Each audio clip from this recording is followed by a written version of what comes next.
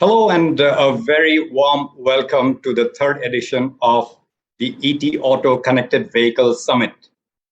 It's been a very interesting day so far in terms of the keynote address and then the panel discussion followed by the fireside chat. Now, this is the first session post-lunch. As I say, there's a belief that the post-lunch session is a little challenging session in terms of attention levels.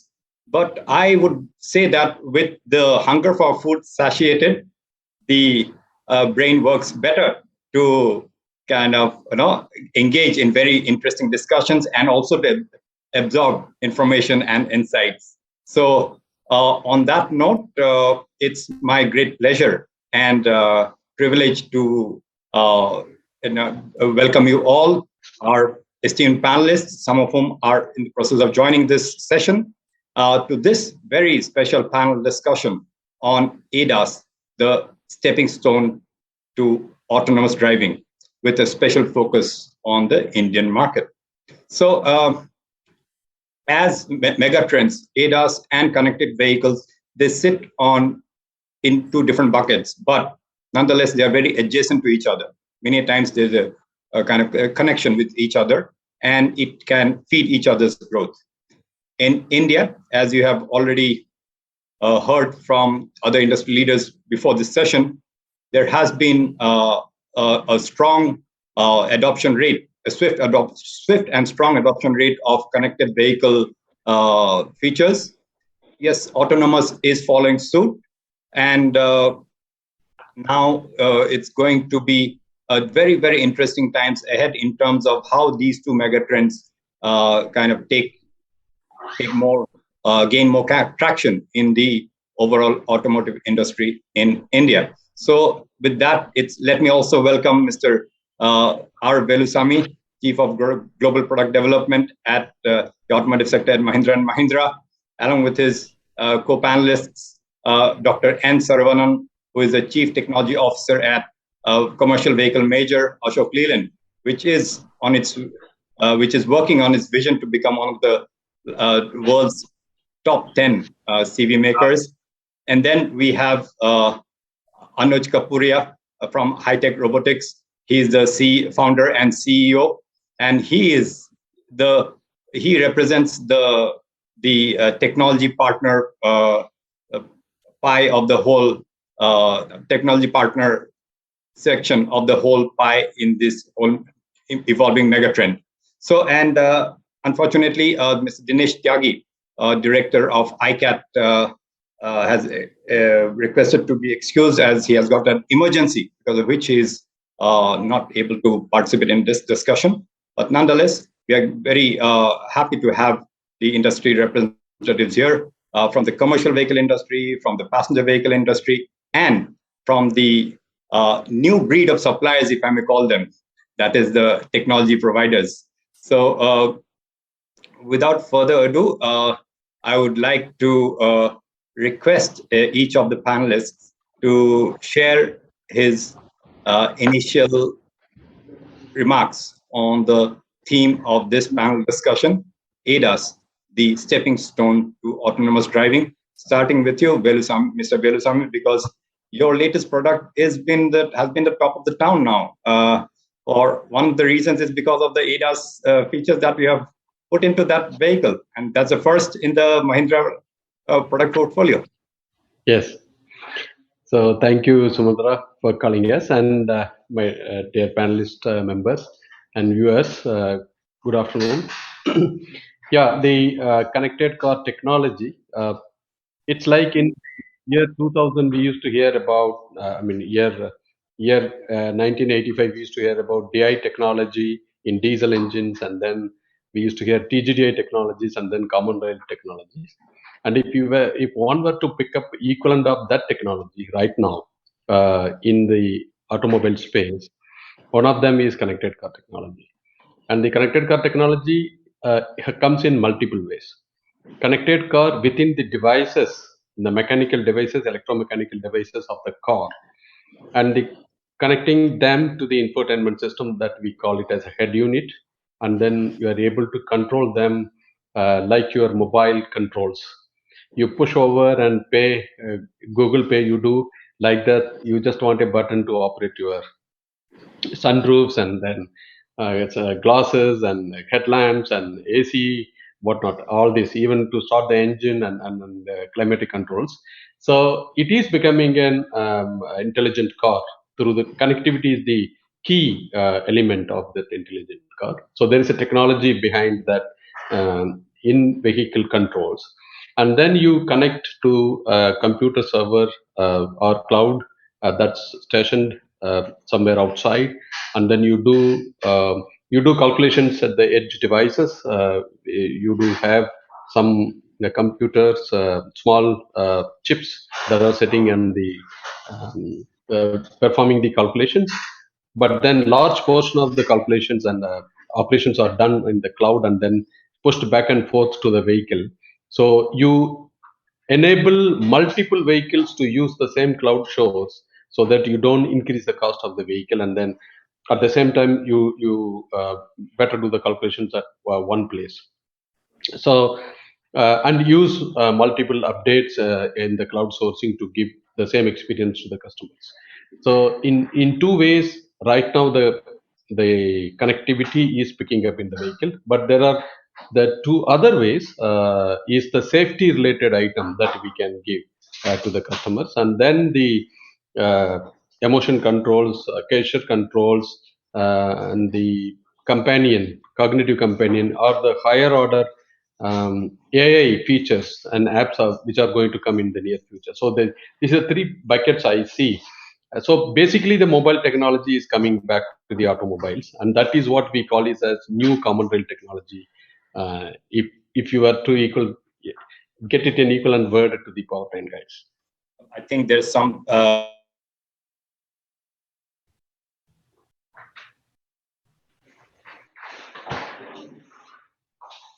back again. Can you hear me, Suman? Yes, now we can hear you. Yes. Up to until up to what? About 15 seconds or so we lost. Okay, so in a way, if you were to define in 2021, what is the new common rail technology that we have seen in the year 2000? Is this connected car technology? Is what I would say. That's a new paradigm, if you were to say. So if you're master in the connected car technology, another 15-20 years are given for you for differentiation, and then it will become a hygiene. Right. And in fact, talking about the mobile phone entering the vehicle, when I saw the XEV 700, especially the AX series, the huge slab on the dashboard actually made that statement that the vehicle is increasingly becoming a mobile on wheels. We'll talk more on that on the penetration of the connected technologies and how ADAS is also kind of making inroads into vehicles in India. Let's get the commercial vehicle industry perspective from Dr. Saravanan. Well, the technology may be the same, but the application and the end objectives are quite different in your sector. So could you tell us how has ADAS systems, what level has it penetrated, and what is the scope going ahead in commercial vehicles? I think good afternoon, everyone. Good afternoon, Sumantra. Good afternoon, my panelists and the audience. I think it's a pleasure for me to be part of this panel. I think it's a very, very interesting topic because I think one thing is certain: we just don't know what's happening in the penetration rates. Let me give an example, right? If you had asked me about 2 years back, what is the penetration of connected vehicles in commercial vehicles, I would have said not much. And then what has happened with BS6, because of so much sensorization of the technologies, even for emissions, OEMs have found it almost necessary to have some kind of connection. And this is typically basically a telematics unit. And it's called a necessity. And I think if you look at now, in the last 2 years, every OEM commercial vehicle segment is 100% has a telematics box, which means a connected vehicle is available. So this is the level of penetration that happens. Unlike passenger cars, it's more driven by utility, driven by TCO, driven by the requirement. So, however, I think what happens is once you reach a cusp of utilization and TCO, it just sort of takes off. And that is true as an example. This example is the CNG vehicles in commercial vehicles, right? It was a percentage of penetration of CNG was very low, about 5, 6, 10%. Now suddenly it's about 30, 40% and actually towards 80, 90% in some segments. So I think commercial vehicle is purely driven, does it make money sense? Yeah. If it makes money sense, the penetration rates are very, very high and move very rapidly. I mean, they're not really feature driven because the customer, it's more driven by how much money can this technology enable us to make or enable us to save. That's sort of the key area. I think these are the factors. Look at ADAS or even autonomous. Some of the key reasons for India remain the same as in the US. For example, typically we're looking at ADAS and autonomous primarily from an accident and safety perspective. Look at India; we always are cited as being very poor in terms of safety record, and a portion of the accident do happen because of commercial vehicles, right? I mean, this is the reality. The second is the reality of driver shortage. It is a perennial problem, as it is not considered to be the right profession to be in front of people. I think the operating costs, of course, with everything going up, driver price also going up. So I think these technologies are sort of pushing us towards at least some level of increasing efficiency in the overall logistics, right? And some of it comes from the autonomous and so on and so forth. Yeah. And I think if you look at interestingly, worldwide, a lot of people predict that autonomous will happen faster in commercial vehicles than passenger vehicles. One is because typically in a long haul vehicle, for example, right? If you look at long haul vehicles, a little bit more structured in terms of traffic patterns, routes, and so on. So a lot of actually work worldwide also is not just by OEMs, but a lot of startups are focusing on being able to look at level 4, level 5 autonomous in long haul trucks, and that's sort of the background. In the Indian context, we also feel similarly, but we do believe rather than typical long haul vehicle, we do expect the penetrations to start happening in closed environments. A good example would be, let's say, if you take a port, shipping a container port, right? You could envision that why wouldn't the vehicle movement inside the port, where it is all well controlled, well defined, why couldn't that be at least semi-autonomous in the near future? I think there's a lot of interest we are seeing there. Another example could be in the airport, right? The movement of vehicles in the airport.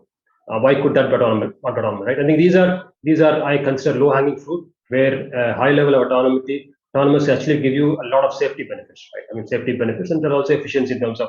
So these are key areas we are seeing, but some challenges remain. If you want to look at penetration of any level of ADAS, even if you look at level 0 ADAS, it is what we can probably see a penetration faster, which is basically all warnings, right?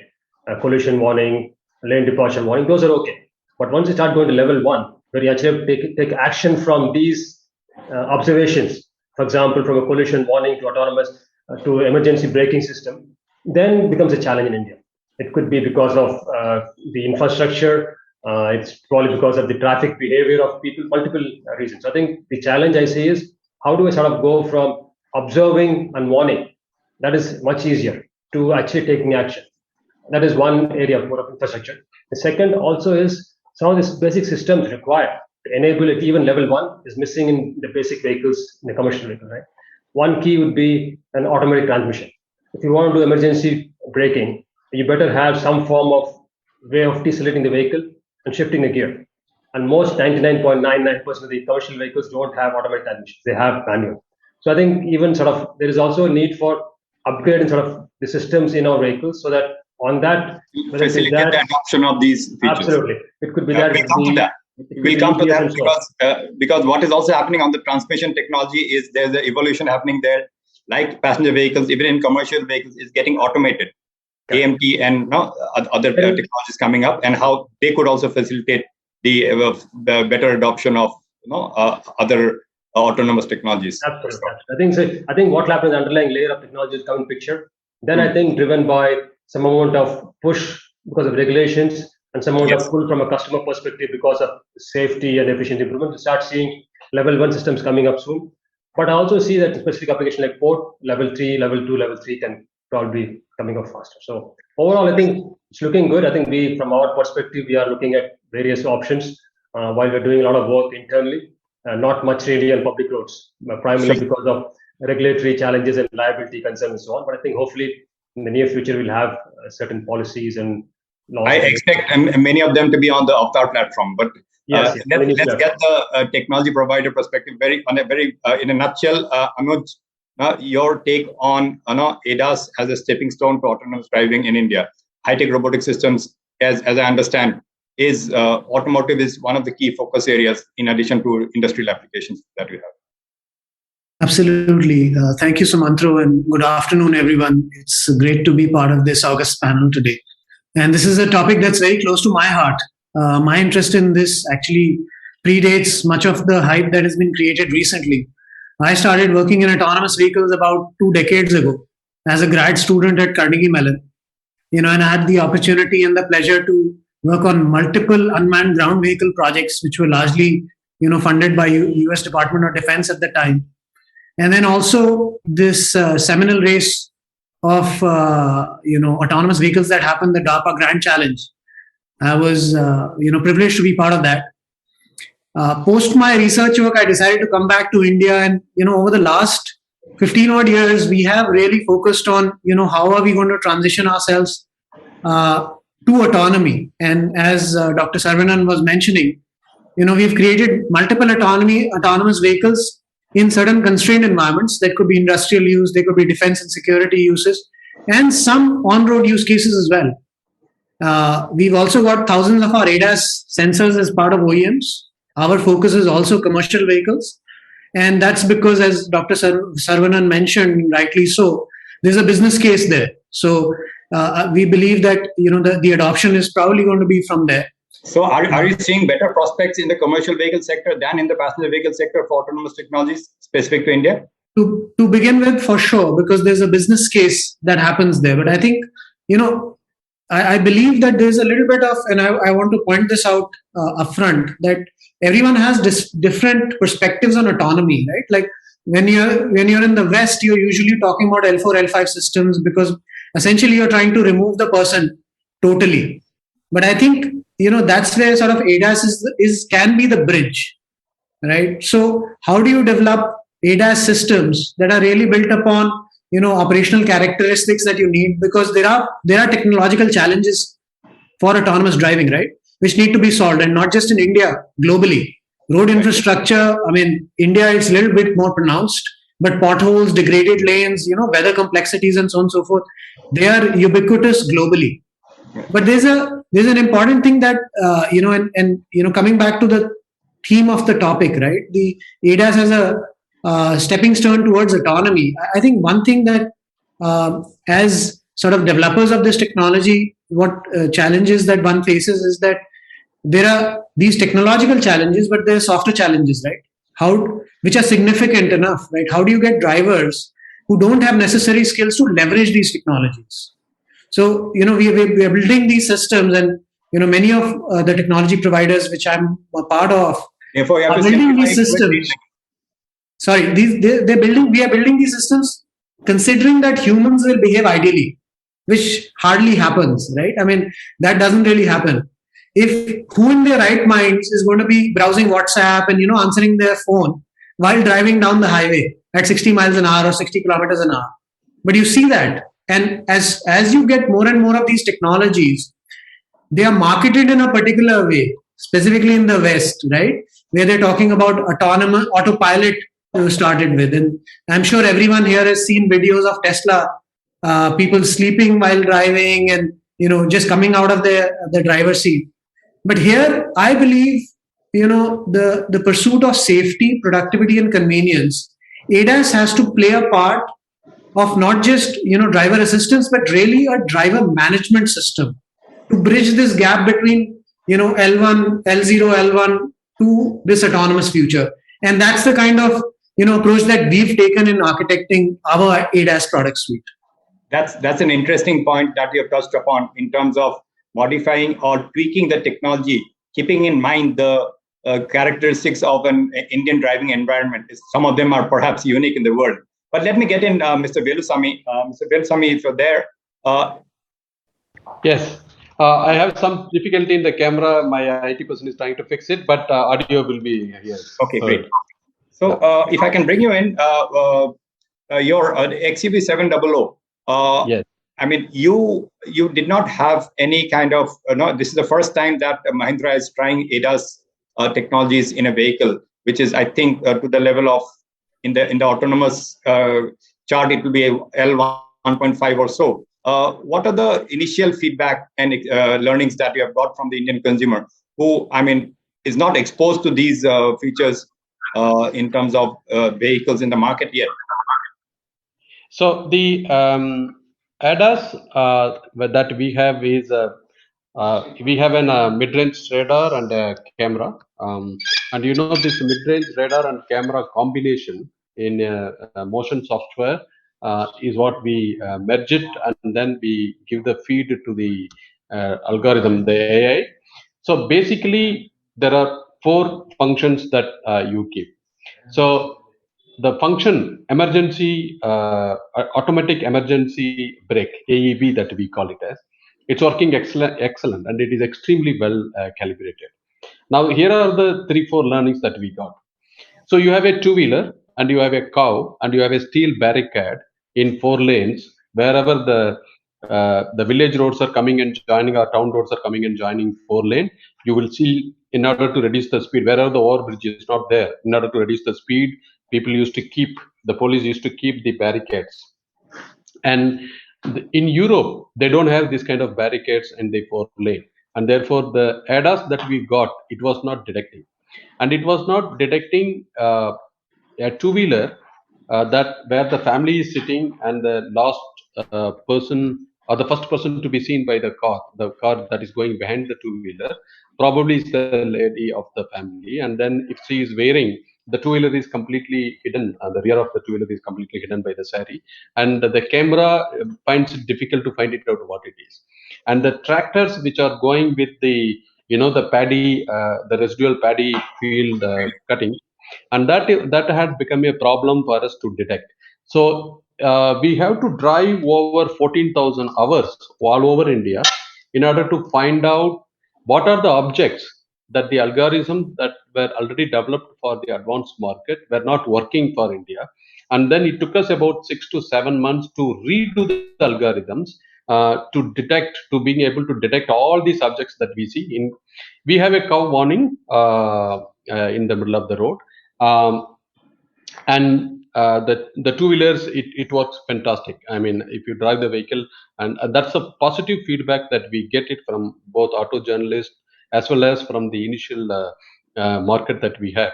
And it is calibrated according to the speed, what you give as an emergency braking, what you give as an alert.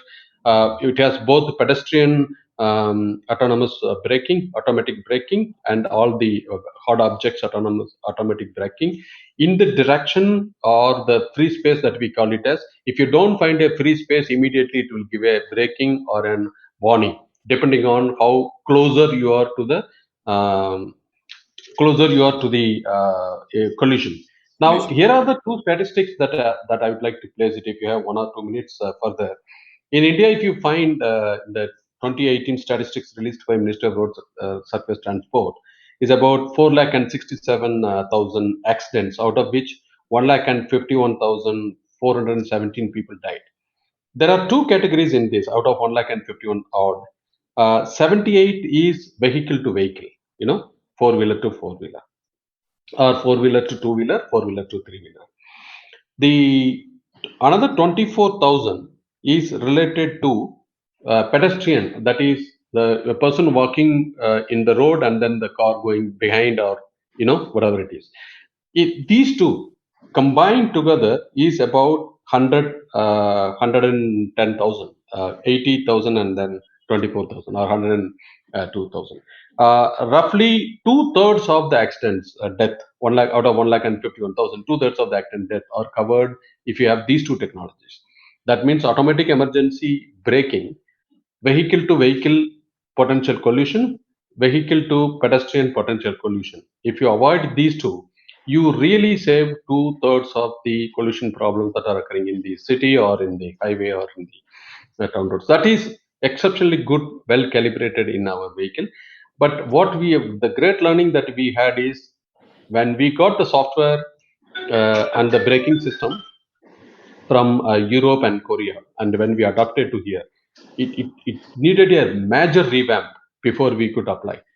And you would find some of the cars that you have in Europe, when we brought it and tested it here, it will too frequently apply brake because it is directing two-wheeler and it is applying brake instead of allowing you to move freely. So it is it is possible in India, and we got very good positive feedback for the car in that we have launched. And these learnings, as you're saying, were during development stage, because if any such learnings are to come after the customer has taken the vehicle, then I think it would be a kind of it will be a disaster. I mean, we sell the ADAS in the car, and it is. I mean, if the ADAS is not there, the driver would have been very, very careful. You know, he will drive as if there is nothing protecting him, right? Protecting his car collision against the other car or the potential two wheelers. Here we give the ADAS, which means you are asking the driver to be, to be liberal, or even if there is a slightest miss of the watch or the care attention, then you really guarantee to him that the vehicle will automatically stop. That's what he is paying for it. And if it doesn't do the job, and then we have a serious problem, you know. So therefore, it is kind of the brand image. Mr. Velusamy, there is also a viewpoint within the Indian passenger vehicle industry that perhaps before you kind of roll out the ADAS features and slightly more advanced ones, more study needs to be done, more kind of validation needs to be done in the Indian environment, because these features are, especially in the Indian context, perhaps are more suited for highway driving than in urban driving, because Indian urban driving conditions are very in stark contrast to what they are in the West. So, what kind of steps are we taking? What processes are we following to ensure that you do not end up having any unintended issues? So, Sumitra, it's a brilliant question. No doubt, the Indian scenario is very, very difficult to find the free space and educate the computer, which has just one radar. And if you have a two radar, the story is different. And you had ultrasonic sensors around the car, and then you have two cameras instead of one camera. The story could be different. Even for a human being, you have two cameras, and then you have intelligent brain that is running. You know, so you the two cameras are sensing it, and you are educated to it. It's exactly the same thing here. What the radar and camera they are doing is, the radar is not seeing the object, but it is seeing some hard objects on the road. It will see it on the road, it will see it on the sides of the road, and it will see it in the direction the radar is pointing. The camera is finding which object. So both of them are talking to each other and finally making a decision to brake the car, yes or no. And if you see it, the speed at which the two-wheelers come and cross your path, you know, and the trespassers can cross the road. It can be extremely fast before these two algorithms can talk and take decisions, and then therefore it needs certain distance and certain time. Now, what we have figured it out is, you have to leave it to the judgment of the driver as well when you adopt the technologies to in India. Correct? Intuitively, the drivers know that if somebody is coming very fast, he will not allow the system to do it, and he will do it himself. Okay, so therefore we have combined this. So we put the camera in the car in our XUV700, and we have recorded how the driver is reacting. The driver is told that it has got an autonomous driving equipment and it has got an ADAS, and then you drive. We have used several drivers from several states and then found out how they are reacting. So in normal circumstances, they react, but when an abnormal thing happens, they do apply the brake. And if the 2-3 group of bikers come, the drivers take the control on themselves. So therefore, we should not confuse the radar and systems and camera with these kind of abnormal behaviors on the road. Otherwise, you will ever keep braking the vehicle and you will never allow it. And therefore, it is a judgment that the leadership team, the technical leadership team, has to take in order to provide this technology. But I can tell you what it does. Yeah, when you are driving in a 4-lane, you put in cruise control, for example. Yeah, it beautifully follows the car in front of you, and then you have to turn it. You set it 120 kilometer per hour, and if the car in front of you goes at 60 kilometer per hour, it automatically slows down. It doesn't allow you to go closer, and the moment you go to the other lane, which is free lane, it automatically accelerates. It helps you to relax. It gives you a time for you to focus on the hard part of the traffic and relieves you from putting your attention into the throughout the traffic. That it does it. So that's called the adaptive cruise control. Automatic emergency braking, which we have developed it works in multiple ways. We got a good feedback. These two technologies, the lane keep assist and the smart pilot, or the stuffs you can enjoy it in a highway. I wouldn't say the lane keep assist will work in city. I don't believe. And even the adaptive cruise control can work in city. Because the driving conditions, and in many cases, if not most cases, the driving habits do not allow the vehicles to be within the lanes in normal circumstances. So it will be a big fight between the driver and perhaps the features. But the automatic emergency braking, if you calibrate well, it works beautifully in the city. And that's what more important when you consider the accident. That's the most important thing.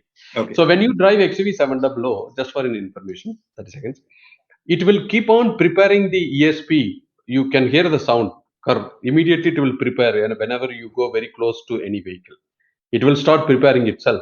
And then the moment you apply a brake manually, even if you were to apply manually brake, the hydraulic circuit, the braking hydraulic circuit with the motor is already prepared by the ADAS.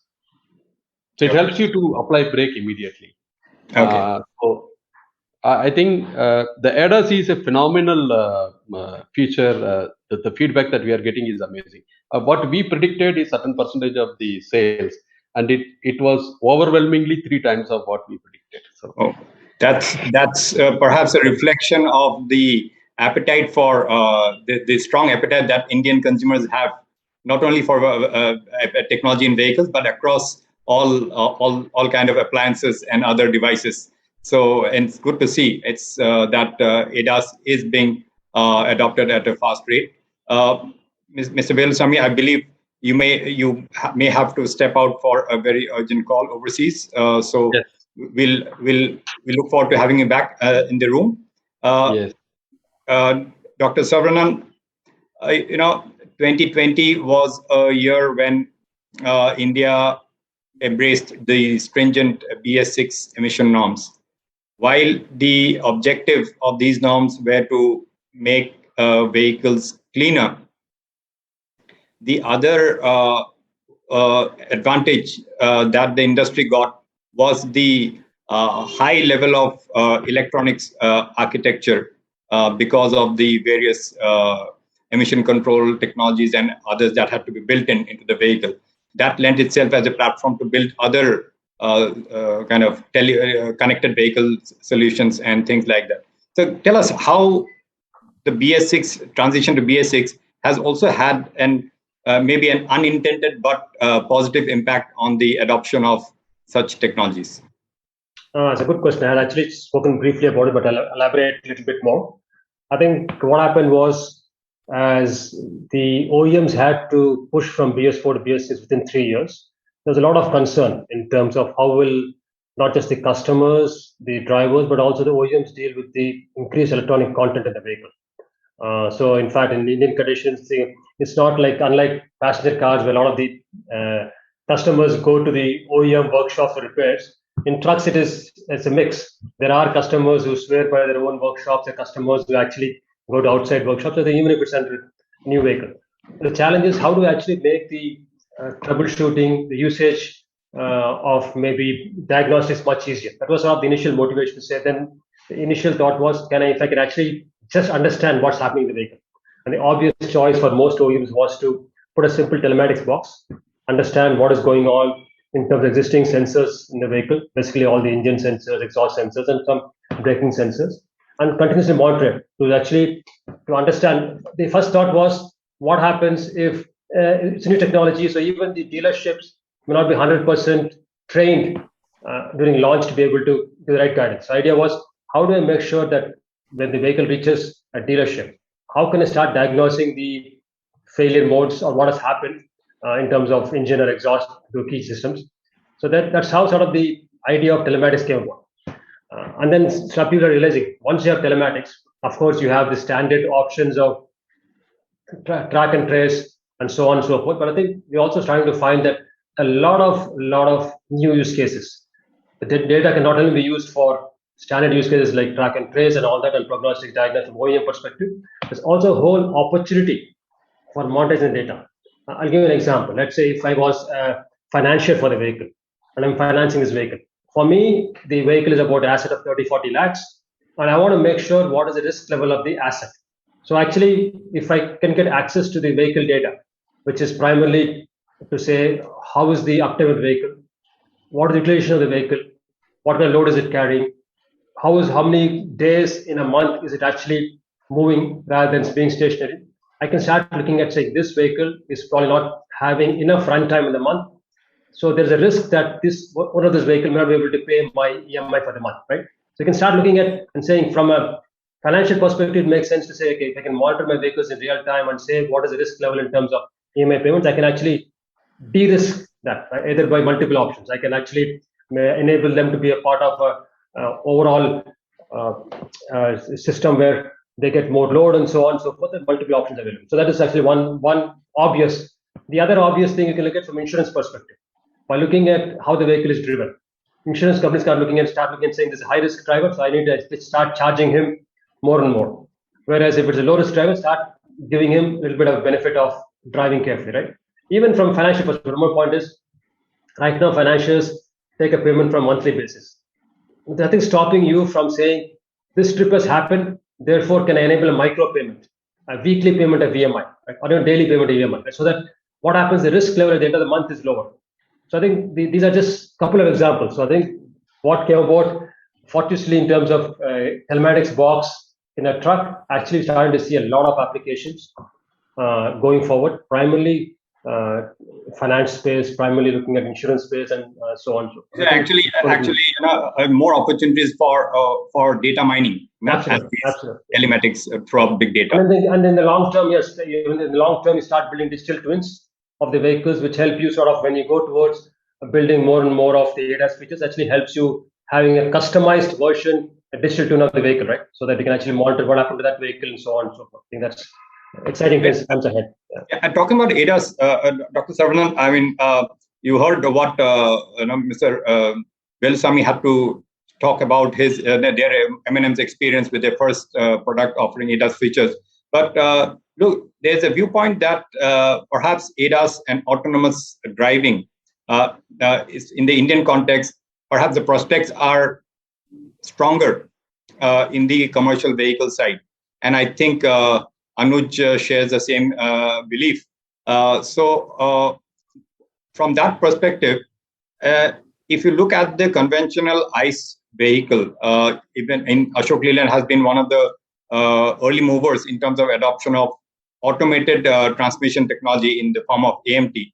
Is that also kind of facilitating the penetration of ADAS or automated technologies into the truck? The evolution in the transmission technology also? Unfortunately, the penetration of AMT is very low, but I think you're right. But I do believe that what will happen is, as you start seeing more and more electrification of vehicle, whether it is battery electric vehicle or the fuel cell trucks, a lot of underlying technology is required, whether it is automatic transmissions, the steering that can be controlled much better and so on. Those will be a part of the basic vehicle itself. Then I think the add-on technology of ADAS becomes much more easier from a commercial perspective. That said, I think the still challenge remains. I think Velusamy was saying the amount of time they spent on tweaking a system on a vehicle. Now, on that, you add the fact that we have drivers who have absolutely no skills at all in terms of technology, right?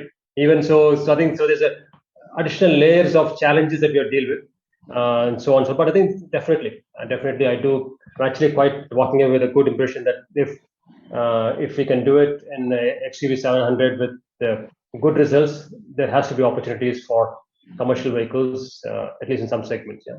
I think it's positive. No, Anuj, you have had some, high-tech robotic systems already has a couple of clients on the commercial vehicle industry.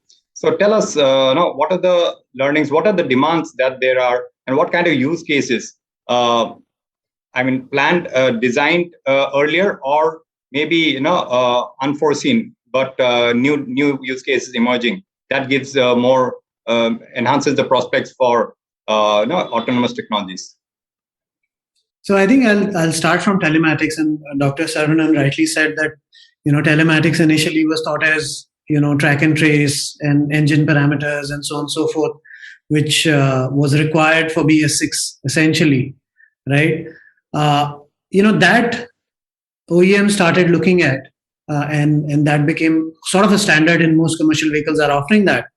But what we felt and what we with the OEM partners that we have thought that the vehicle tracking itself only gives you so much about what is actually happening in the vehicle, right?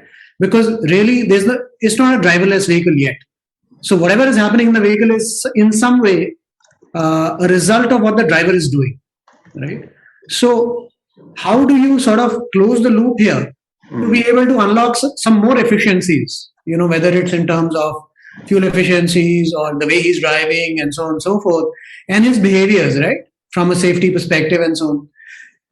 If you can connect the cause and the effect, so while the effect is on the vehicle, which you can measure through telematics, can you connect it to the cause, which is the driver, right? And that becomes then, your next level of enrichment of data, as again, Dr. Saravanan had rightly pointed out, that you can really enrich that data once you go beyond just the vehicle parameters.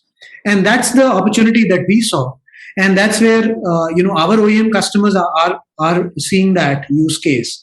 And so we have an aftermarket version of that as well. And we are seeing huge traction of that for this particular reason, because not only are the people or the fleet owners able to see what their vehicles are doing or where they're at, right? But they're able to see how the drivers are behaving in those vehicles, right? And really monitor and change from that point of view. And they're able to use this information to enhance their own productivity of their fleets, drive their vehicles more, safer, and use that as a value proposition for their end customer, the shipper, to say that now I can guarantee you turnaround times or guarantee you safeties and so on and so forth. So really get more business out of the shippers. So this is how we sort of close the loop with the end customer and the OEMs and the fleet operators, right? And this is the value proposition that we sort of gave them. The other interesting thing that we did was, rather than looking outwards, right, into the on the road, right, while we have a product that sort of does that, but instead of looking at outwards, and where India is, very tricky, right? We talked about cows and dogs and odd-shaped vehicles and so on and so forth. And these challenges are not going away anytime soon, right? And if you have a failure there, it's going to be catastrophic, right? So even Teslas has these problems, right? They were bumping into fire engines, right? Just because a particular bug in the deep learning algorithm, right, or the training data didn't cover extensively that. So you need lots of big data to be able to solve these problems. So instead of and the point is that you can have lots of false positives if you're looking at the road, right? And the potential in India is much higher. But what is a precursor to anything that happens on the road? As we know, 80% to 90% of the issues are driver errors, right? Remaining, okay, there is some amount, 5 to 10%, 15%, which could be because of infrastructure, which could be because of certain situations where you just can't do anything, really. So, but for this 90%, 85 to 90%, what we saw, if you run an outward-facing sensor and an inward-facing sensor, which is monitoring the driver, 90% of the times, your inward-facing sensor will beep before the outward-facing sensor. So if you can catch that error, and we do that in manufacturing all the time, right? Can you catch the error earlier in the value stream in manufacturing? If you can do that, you save a lot of post working on the error. So if you can do that, then you can preemptively have the driver come back into attention mode while driving, and he can react much faster than any emergency braking system. As Mr. Velusamy himself said, that if there are fast moving obstacles, the driver behavior itself adapts to prevent those accidents, and the ADAS system doesn't need to kick in. So that's the approach we took initially. And now I think eventually what we'll get to is a combination of the two. And that is what I was alluding to, that we have to look at it as a sort of closed looping system, right? Looking at the driver, how he's behaving, and looking at the environment, and then close that loop, right? So that you can make it safer. And as you get to L2 and L3 technologies, it will become, a must if you want to ensure safety, because you don't want drivers sleeping off, right? Because as we all know, while humans are fairly good at doing individual tasks, there are very unreliable supervisors of any automated systems. And if you have 30 more seconds, I'll talk about this. A great example of this is aviation, right? There's lots, practically the plane can fly itself, right? There are great advances in aviation safety that have happened since the early 80s. But what's the reason why there are still pilots in the commercial aircraft, right? And it's not just because you want to have a human responsible and all the liability to him, but because, the automated system needs to work in sync with the human behavior to ensure higher safety, right? Sometimes higher level safety than just an automated system can do. Till we are waiting for this fully autonomous future where, irrespective of the operational domain, of the weather conditions, of so on and so forth, autonomous driving just works seamlessly, which is, really far ahead, right? We are still not there. Okay. Right. And we'll talk about more about that. But at this point, I would also like to invite the queries from our attendees. If you have any queries, please shoot. We'll take them towards the end of this session.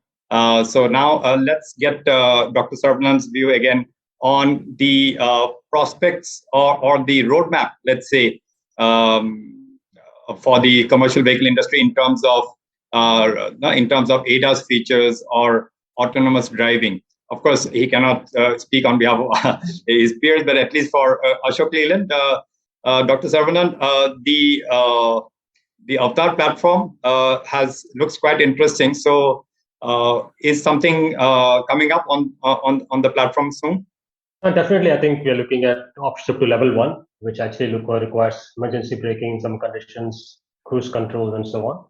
But this will be limited in specific, powertrain combinations, right? As we start using AMTs and so on, we start looking at level 1 option as an option, not necessarily as a package. And then we, as I think the other panelists have pointed out, we will have to work on in terms of tuning for local conditions, which will happen. And then based on commercial sense, right? I think as long as you can start showing that it's improving utilization, it's improving safety, it's improving driver comfort, I think it'll start seeing penetration levels. I think so. Over the next 3-4 years, definitely you'll start seeing the initial levels of level 1 coming up in specific cases. Yeah. So you said the L1 that you intend to offer in the Avatar platform, it will be in certain segments, certain applications, not across the not vehicle. across. It will also be offered as option, not as a standard pack. Yes, initially that will have to happen because I think ultimately the cost remains a big challenge, initial cost acquisition. I think what we believe is once you start having the option and it's sort of picked up by the larger fleets who see the technology, sort of the adoption much faster. Then you also get a little bit of an economy of scale. Absolutely, yeah. And in terms of the overall kind of evolution, you say, because Ashok Leyland is also a very big player in the bus segment. In terms of, say, these, how do you see it, the level of or the rate of adoption of ADAS technologies or autonomous driving on the bus side? Actually, we are not focused on the bus, to be honest. But we're looking at the bus is more in terms of how do I sort of further use the data to be able to improve the efficiency of operations. For example, a lot of the buses, especially the electric buses, are now moving towards a mobility as a service model, where actually the key differentiator would be how do we make the operations more efficient, right? So you're actually looking at taking the data we have on the vehicle and making sure how do we make it more efficient, not just from an operating perspective, but also from a customer interaction perspective, right? If they can indicate to the customer that this bus is going to be there at this point in the bus stop, I think things like that. I think a lot of work is going around using the data on the vehicle to provide sort of an entire ecosystem, not just for internal purposes, but also from a customer perspective. Before, I think to us, ADAS is going to be much more challenging in city bus operating conditions. But while we're trying a few things like warning systems like driver drowsiness and so on and so forth, again from safety, but actually looking at AEBS, we don't think we are there yet. Yeah, I see. Talking about data mining, talking about the rollout of advanced driver assistance systems and autonomous driving. Anuj, you heard what Mr. Velusamy said. I mean, they discovered during the development and validation stage certain challenges in technologies which have already been matured in the West and applicable. So it's clearly not a plug and play game for ADAS, either ADAS or autonomous driving. So that perhaps gives opportunities for Indian technology suppliers like High-Tech Robotic Systems. So how are you how are you building these algorithms which will be more foolproof when it comes to Indian driving conditions, Indian driving habits?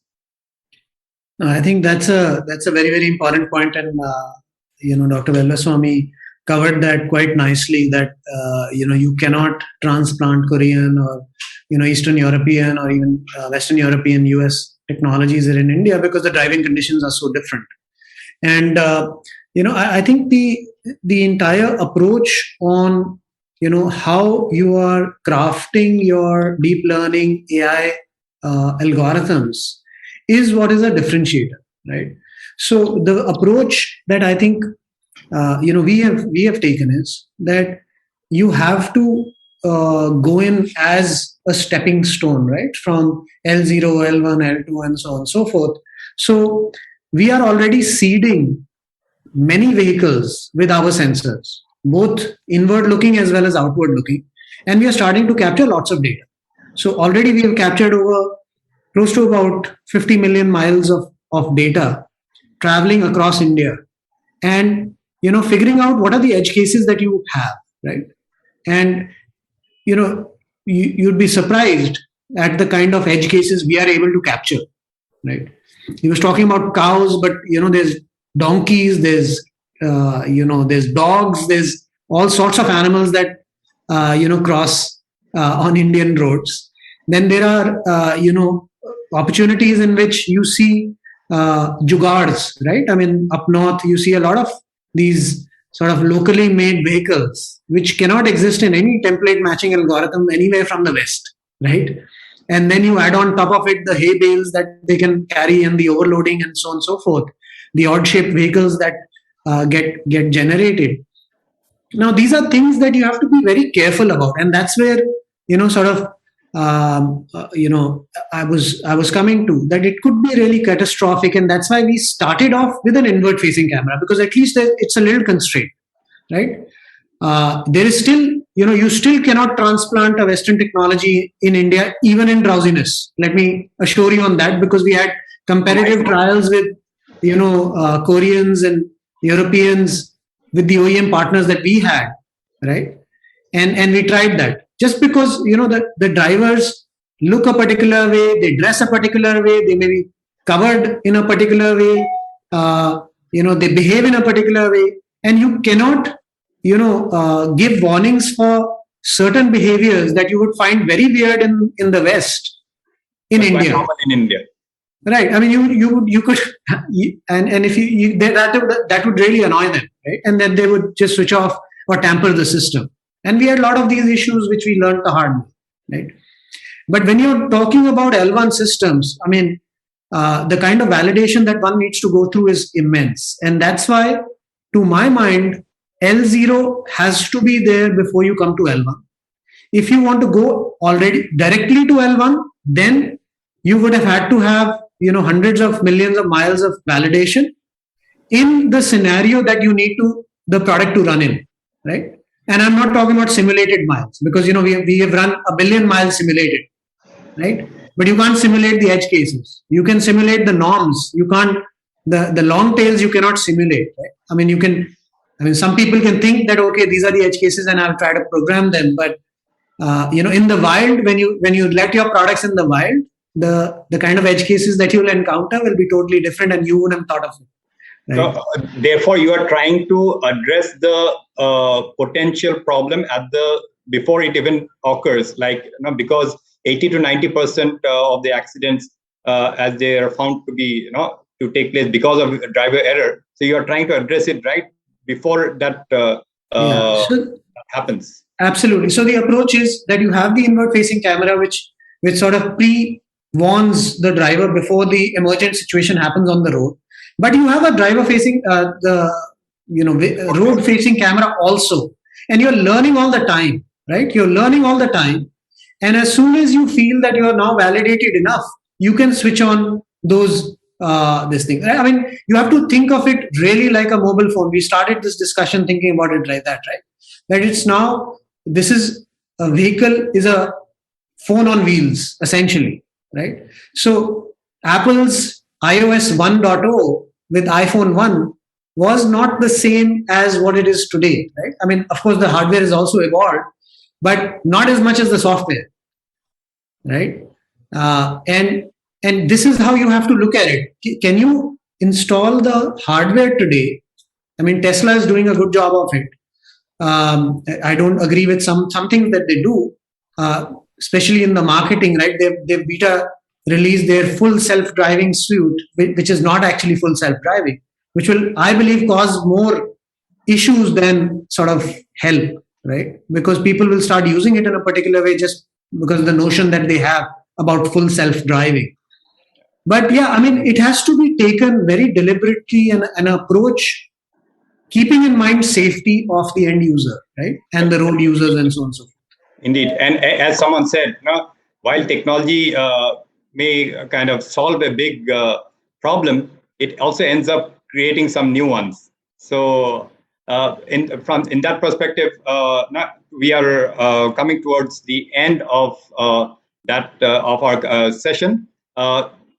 With the team's perspective of ADAS, a stepping stone towards autonomous driving, your final closing words, Dr. Saravanan, how do you see it progressing in India, especially in the commercial vehicle side? You already touched upon some more kind of in a nutshell, if you can wind up your thoughts for this session. I think from my perspective, it will be transformational. In the next 5 years, we'll see a lot of penetration happening, not just typically ADAS, but the entire technology chain, right? All the way from alternate powertrains in commercial vehicles to electronic architectures and data-driven sort of digitalization is going to be taking a large aspect.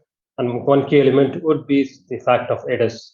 I think I do look forward to exciting times in the next 5 years. I think as a OEM and also as a sort of industry watcher. Great. Thank you very much, Anuj. Your thoughts, and I believe you already have got quite a few RFQs, and do you expect the RFQs from the passenger vehicle side also to pick up in the coming years? As Mr. Velusamy said, if the initial response to the XUV700 is any indication. No, for sure. I think we are hoping that that's a huge success, so that you always need a tipping point, right? Someone to take the risk and bring it out there, and then things would start to happen. So we are looking forward to innovators in OEMs, Dr. Saravanan, Dr. Velusamy, and other peers to take a lead, so that the features, and we can leapfrog the West in some ways or the other, right? Where we can provide features to consumers in India which are at par with what is available in the West, right? Okay. So I think we are just hoping for that, and we'll be ready for it. And I would urge OEMs in India to provide opportunities to Indian companies because this is a uniquely Indian problem that we have to solve, right? And I think both panelists sort of agreed on that. Collaboratively, and So, collaboration is increasingly becoming absolutely the name of the game in this increasingly disruptive industry.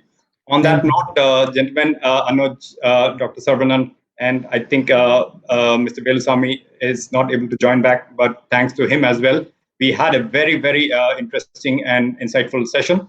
Thank you very much. So in a nutshell, ADAS, autonomous driving, is a good possibility in India, both in the passenger vehicles and commercial vehicle side. But as Dr. Saravanan said, in the commercial vehicle side, it will be more as an experiment in the initial stage to pick the low-hanging fruits by putting these features more in control in vehicles which operate more in control environments.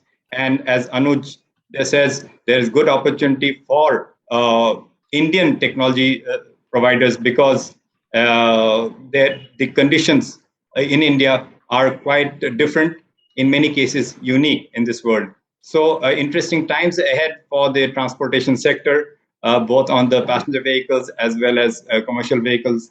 And technology is going to increasingly play a key role there. And best wishes to industry players like High-Tech Robotic Systemz, Ashok, Leyland, Mahindra and Mahindra. And thank you very much, gentlemen, once again for your participation in this very interesting and insightful session. And thanks a lot to all our attendees. I hope you found this session and this discussion very useful and valuable, as I did. And I also enjoyed moderating this session. And back to you, Aini. Thank you very much. Thank you. Thank you. Thank you.